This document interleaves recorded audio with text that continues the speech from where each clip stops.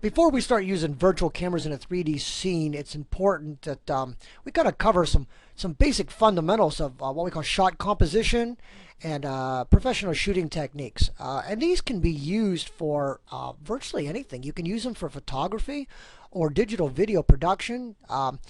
So I'm going to briefly fly through these pretty fast because I don't want to bore you to death. But you'll also find these particular PowerPoints out on Angel, so that if you want to look at them at a further, a little bit more in depth, you'll be able to do that at your own leisure, saved as a PDF file. So as we talk about shot composition, we have to know that there's two terms. The first is the word composition, and that's the overall layout of each rendering, including light and shadows, color, background, placement of foreground. So a particular example is you're doing a 3D robot. Well, I am concerned the robot is the main focus of the project, but make sure you have things around it, that there's a scene, the robot's doing something, and that there's an atmosphere. Compositional techniques are going to be the procedures that we'll do to make certain things look good. All right? Not every artist is going to have the same technique, and that'll be relevant. When I'm grading, I'm not going to say that everybody has to do a particular type of video shot. There are some visual elements, okay, that help to get emotional response. You may see something and subconsciously you feel uneasy, or you get excited, or you become intrigued. And we want to try to create that illusion in our renderings, because if we can make people get emotional, something simple like a 3D rendering can really excite and be pleasing to the viewer's eye. We do have to consider there are psychological emotional impacts on certain things that we do. And I'm going to show you a few examples on how to do this. We do want to avoid multiple elements, though. You overload it and you're pretty much just going you're going to see the viewer's head explode. So we don't want to overload it here, but using one or two elements here and there are going to be real subtle, make a tremendous difference. Okay. The first example I use here is called the triangular composition. And even though we are not too worried about people, okay, we're going to be working with other objects, the triangular kind of sets up multiple subjects in the scene. Okay, so we talk about subject, meaning it doesn't have to be necessarily a person. It can be an object of interest. You're going around the room, you want to focus on something sitting on a table, then the couch, then the fireplace. These are all subjects. Circular composition, same thing. What we have is this round look here that kind of narrows our view, that makes it look like this thing is sort of endless. Again, it's all based on your perspective, but it draws our view to like a particular image, a part somewhere in that scene. Some other techniques I like you to use is overlapping compositions. Don't just throw 4 objects in the scene and render it out. Stagger them so that some look closer than others. And that's where we get into depth of field, which will be a technique you'll learn in this third video. Also, there's a lot of contrasting and similarities that you can use. Bunching things up in groups grabs your attention. We have framing, movement, and meaning. And these all do have psychological thoughts. And when you see something, you might be like, wow, I never realized that. For instance, this shot here, you can tell that there is something beyond the scene. We know that just from the visual shot, that there are more steps and the railing, and this is where the person is coming up the steps. We have accomplished that with one picture. And that's what I'd like you to do, is in that video that you're going to create, give the illusion that there's more to just what's going on.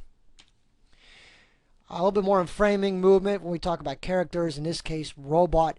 You always want them to have exit or enter a frame from right to left, or from top to bottom. Okay, it's just a little bit more natural. It's appeasing to the eye.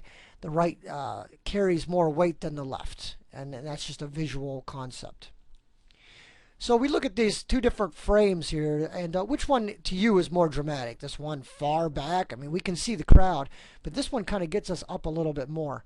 So taking that virtual camera and getting it very close to the object so we can get a really good look at it will help add drama to our scene. Can also work with closed frame. Again, we're talking about people here, but you can have multiple objects. For instance, if you're doing a nice scene of a beach with the water in the background, you can put some trees right here to kind of close up the scene a little bit. We also have the open frame where there's more of an open scene. There's a lot going on around, but you're not cluttered. We do use something called the rule of thirds. This is tremendously used in videotaping, but rule of thirds helps divide a composition up. So by taking and breaking up your scene into some even spaces, you'll notice that this person is lined up to the left, and then you've got this down here to the right. This voided space is acceptable because this is traditionally how a shot is made. Now I'll show you some examples here. When we talk about headroom, such as your robot, again, appropriate headroom is important. There's enough room at the top, and then when we look at its face. If there's too much space at the top, it'll look unprofessional, as well as if there's no spot at the top. Another thing is called look room. When an object is moving from left to right, such as your robot or maybe a motor vehicle, always leave more space in front of it than behind. If the subject is too far to the motion and there's this big gap behind, it just looks crowded. Okay, so that's going to end the first video. Don't fret, we have another one coming up a little longer, but what I am going to do is fly through this one pretty fast. Some of the objectives that we're going to do here, we're going to talk about framing, angle, movement, illustrating camera and character movement, and talk about a couple terms. The word shot is the most basic unit of production. All right, and scenes are going to be just that. We create a scene, which is a series of things happening on, where a sequence is where we put a bunch of scenes together. And you'll do that in the very end to make a sequence of your work. You'll put several scenes in a video. So we're going to ask how the shot should be framed, what camera angles best express the mood of the shot, and is the camera movement in the shot. When framing a person, there are several different ways to do this.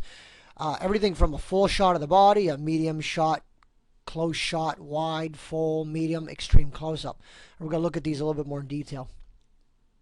So the basic formula is we always start off showing a long shot.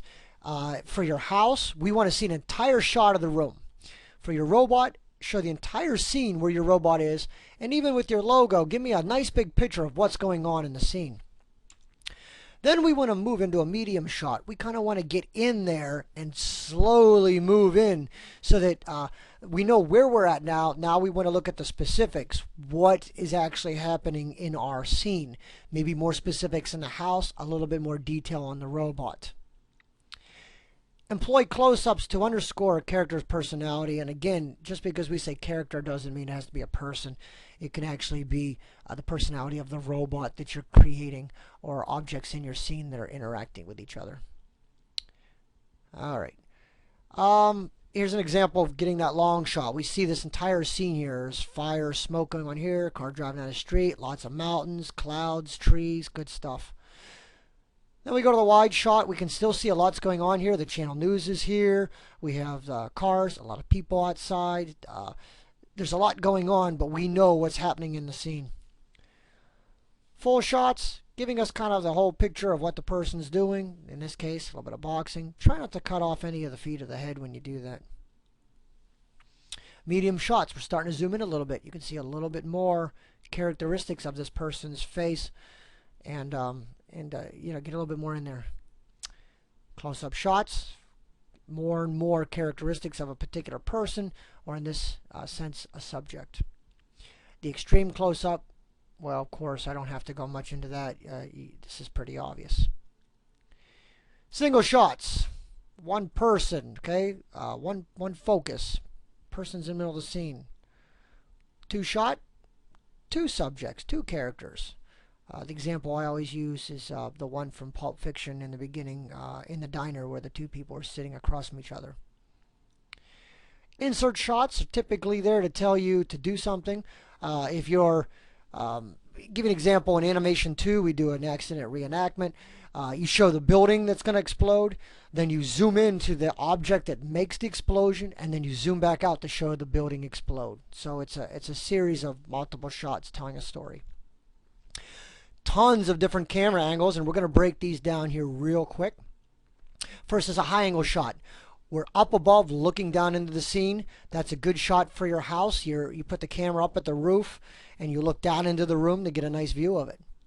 The low angle shot is the opposite of that. We're sitting at the bottom looking up.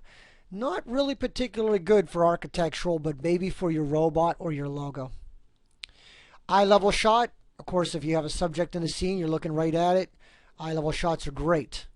Bird's eye view, same thing as a high angle shot, but now we're even higher up. May not be so relevant for our particular scene in Animation 1, but Animation 2 you'll see a lot of that.